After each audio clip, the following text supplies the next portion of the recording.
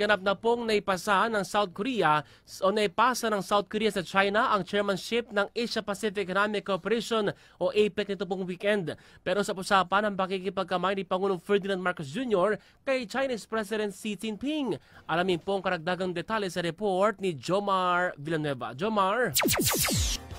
Hindi magbabago ang defense policy ng Pilipinas, lalo na sa usapin sa West Philippine Sea.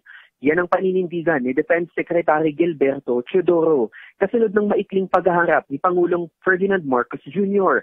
at Chinese President Xi Jinping sa APEC Economic Leaders Meeting sa Gyeongju, South Korea noong Sabado, November 1.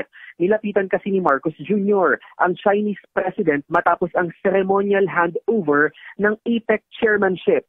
Ayon kay Marcos Jr., ito ay celebratory handshake lang at pagbati sa China dahil ito na ang mangunguna sa APEC para sa taong 2026.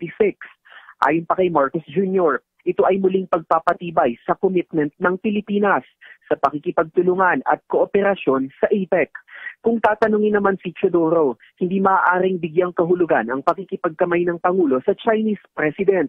Nananatili ang paninindigan ng Pilipinas pagdating sa international law at soberanya ng bansa, lalo na sa usapin sa West Philippine Sea. Kasunod ng patuloy pa rin na panghaharas at intimidasyon ng China sa mga mangingisda at mga tauhan ng Philippine Coast Guard. Jomar Villanueva, Newslight.